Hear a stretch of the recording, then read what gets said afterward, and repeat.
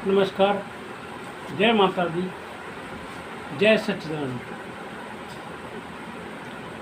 दोस्तों, आज के समय में बोलने के लिए विषय तो बहुत हैं और समझने के विषय भी बहुत हैं, लेकिन एक वीडियो में सारे विषयों पर तो बात नहीं की जा सकती, लेकिन एक एक करके हर मुद्दे पर थोड़ी थोड़ी बात करके भी हमें बहुत कुछ सीखने को मिल जाएगा।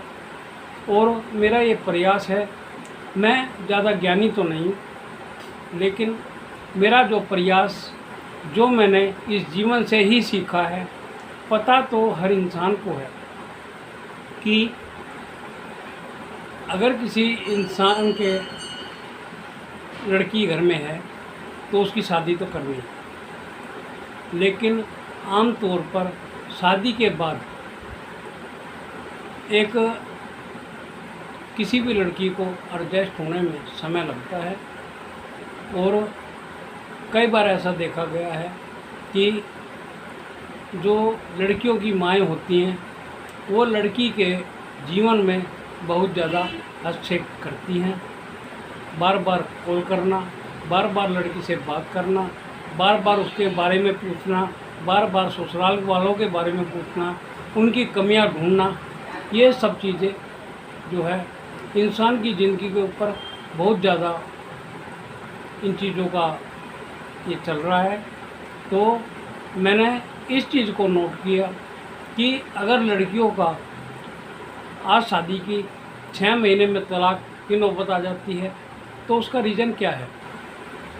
मैंने जो ये अध्ययन किया, इस अध्ययन में ये एक ही चीज़ महसूस की कि सबसे पहली चीज़ तो जिन लड़की की शादी होती है उसको ससुराल में एडजस्ट होने में समय लगता है, और हर माँ बाप को, हर सास ससुर को उन्हें वो समय देना चाहिए ताकि वो बड़े प्यार से उस घर के अंदर एडजस्ट हो सके। देखिए, माहौल का बहुत अंतर होता है।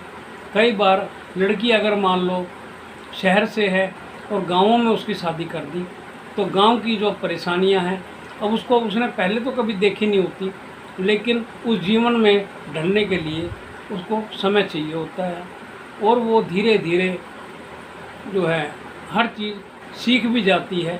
लेकिन इसी बीच आम तौर पर देखा गया है कि जो लड़कियों की माएँ हैं वो हर चीज़ के बारे में एक एक चीज़ को कुरेदती हैं, कुरेद के लड़की से पूछती हैं।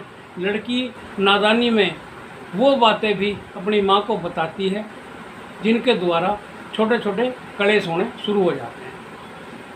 अब ये चीज़ को समझना सबसे पहले बहुत ज़रूरी है कि अगर कोई भी लेडीज़ अगर अपनी लड़की के घर में इंटरफेयर कर रही है, पहली चीज़ तो उसको इंटरफेयर करना नहीं चाहिए। और उसकी बच्ची जब शादी हुई है तो इतनी समझदार तो हो ही चुकी है कि उसे अपना जीवन कैसे जीना है और उसे अपने परिवार में, अपने ससुराल में किन किन मर्यादाओं को निभाते हुए और जो कार्य करने हैं वो सब चीज़ों में निपुण होती है।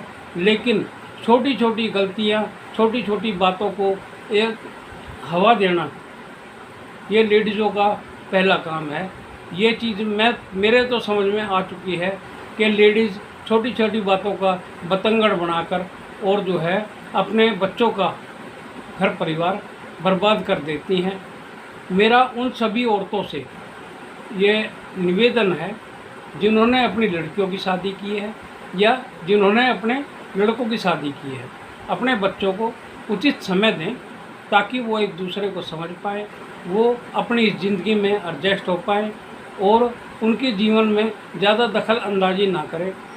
नहीं तो इसके दो ही चीज़ें हैं, या तो वो एक दूसरे से अलग हो जाएंगे, उनका डाइवोर्स हो जाएगा, या आपके घर में इतने लड़ाई झगड़े रहने लग जाएंगे कि आप लोग जो है कोर्ट कचहरी और थाने तहसील सबका जो है आराम से भुगतते घूमोगे। लेकिन अगर छोटी सी समझदारी के कारण अगर हम इन चीज़ों से फ्री रह सकते हैं तो हर इंसान को इतना ज्ञान तो ज़रूर है कि हर इंसान इतना समझदार है कि उसको पता सब कुछ है, लेकिन अपने जीवन में दूसरों को देख के भी इंसान कभी कुछ नहीं सीखता, दूसरों की बुराइयों से कभी कुछ नहीं सीखता, दूसरों को अच्छाई देखकर भी उसके दिमाग में कभी ये नहीं आता कि मैं इस चीज़ को ग्रहण करूं। लेकिन ये ही इंसान की कमी है।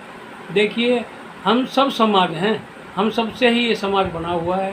अगर हम इसकी परवाह नहीं करेंगे, हम इस चीज़ का ख्याल नहीं रखेंगे और हर छोटी छोटी चीज़ों को पूरा नहीं करेंगे, तो आज के समय में मैंने जो बदलाव देखे हैं लोगों के अंदर, वो इतने ज़्यादा हैं कि मैंने वो समय देखा है कि जो एक औरत को सीता के रूप में जो है माना जाता था। हर गृहिणी को कोशिश यही होती थी कि मैं सीता बनूं, ना कि शूर्पणखा। तो आज का जो समय है, सीता की कोई वैल्यू नहीं है और आज के टाइम में लड़कियां वो काम कर रही हैं जो कि उनको नहीं करने चाहिए। मर्यादा की कोई परवाह नहीं है, शर्म के सारे रिकॉर्ड लड़कियां तोड़ती जा रही हैं। जो बाहर की जो सभ्यता है पूरी तरह से हमारे देश, हमारे शहरों में, हमारे गाँवों में जो है हैवी होती जा रही है। सबसे पहली चीज़ देखने की यही है कि इस देश के अंदर राम जैसे पुरुषोत्तम भगवान ने जन्म लिया, सीता माता ने जन्म लिया, तो हम उनके रास्तों पर चलते हुए अगर अपने जीवन को जीते हैं तो हमें जो इंसान भी जो हमारे रिश्ते में कुछ भी लगता हो और हमारी सारी रिश्तेदारियों में अपनी उसकी एक अलग छवि होगी, क्योंकि वो बड़े तरीके से चल रहा है। लेकिन जो आजकल की लड़कियां हैं, कॉलेजों तक पहुँचते पहुँचते उनको इतनी हवा लग जाती है कि उनको अपने माँ बाप की किसी चीज़ की कोई शर्म नहीं रहती। देखिए, ये बोलना मेरा दुर्भाग्य मैं समझ रहा हूँ, लेकिन बोलना तो पड़ेगा कि हर लड़की को सीता से सीख लेनी चाहिए, ना कि शूर्पणखा बनने की कोशिश करनी चाहिए। आज के समय में लड़कियां शराब का सेवन करती हैं, आज के समय में लड़कियां सिगरेट के सेवन करती हैं। ये समाज कहाँ जा रहा है? ये हमारी सभ्यता नहीं है, ये सभ्यता है दूसरे देशों की, जिनसे चल के ये यहाँ तक पहुँच गई है। वो लोग तो आज संभल चुके हैं, हर चीज़ से बहुत कुछ सीख चुके हैं, लेकिन हम सीखे हुए लोग जिनको ज्ञान की इस देश में कोई कमी नहीं है, लेकिन उसके बावजूद हम उन रास्तों को पकड़ रहे हैं जिन पे हमें नहीं चलना चाहिए। और मैं तो देखो एक चीज़ ज़रूर कहूँगा कि आज के समय में अगर एक पति पत्नी के बीच में ही आपसी प्यार नहीं है, आपसी समझदारी नहीं है, आपसी किसी तरह का जो है ऐसा रिश्ता नहीं है जो एक पति पत्नी का होना चाहिए। पति पत्नी को एक सिर्फ वही चीज़ कर सकती है जिसके द्वारा इंसान के अंदर मैं ना हो। अगर लड़की के अंदर मैं होगी तो वो अपने आदमी को छोटा समझेगी, आदमी के अंदर मैं होगी वो अपनी बीवी को कभी भी उचित दर्जा, उचित स्थान और जो है जो उसको एक ये जो लड़की उम्मीद रखती है कि वो उसको मान सम्मान उसको मिले, वो कभी नहीं दे पाएगा। तो समझना तो उन दोनों का है, लेकिन उन दोनों के ही ना समझने से पूरे परिवार का जो है मतलब इस तरह का माहौल हो जाता है जैसे कि नरक। एक बहू के गलत चलने से ही ये समझ लो पूरे ससुराल का माहौल इस तरीके का हो जाता है कि दुनिया उनका तमाशा देखती है। किसी भी इंसान को अपना तमाशा बनवाना अच्छा नहीं लगता, लेकिन फिर भी आमतौर पर देखा गया है कि लोग अपना तमाशा खुद बनवाते हैं। आजकल के जो बच्चे हैं पढ़े लिखे हैं, लेकिन पढ़े लिखे होने के कारण भी उनके अंदर वो संस्कार नहीं है और वो विशेषताएं नहीं है जो एक पढ़े लिखे इंसान में होती हैं। अगर पढ़े लिखे होने के बावजूद भी अगर वो अनपढ़ों वाले काम करें, अनपढ़ों की तरह बर्ताव करें, जानवरों वाला बर्ताव करें, तो क्या ये उनको शोभा देता है? और जो लड़की देखो 17 साल, 18 साल, 20 साल जो लड़की अपने मायके में रही है, अपने मायके के मोह को पूरी ज़िंदगी नहीं छोड़ पाती, हमेशा 100 में से 80 बार लड़ाई सिर्फ इसी बात के पीछे होती है, मेरे बाप को, माँ बाप को ऐसा क्यों कहा, मेरे माँ बाप को ऐसा क्यों कहा। लेकिन कहना तो लोगों को नहीं चाहिए, लड़की आपके घर में आई है, उसके माँ बाप का क्या दोष है। लेकिन उसके माँ बाप का इतना दोष है कि उन्होंने जैसे संस्कार उस लड़की को दिए हैं, वो लड़की उसी हिसाब से चल रही है।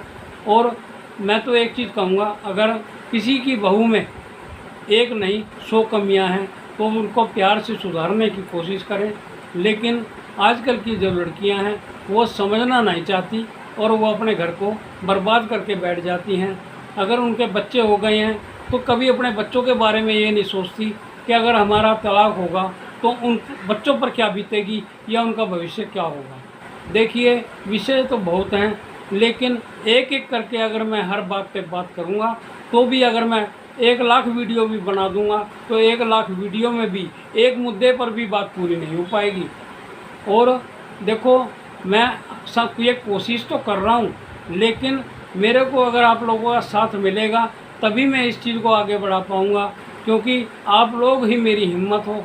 मैंने तो अपनी तरफ से कोशिश करके जो है इस चीज़ को शुरुआत की है, क्योंकि मैं जिस समाज के बीच में मैं रह रहा हूँ उसके अंदर कोई कमियां हैं, मुझसे तो ये बर्दाश्त नहीं होती।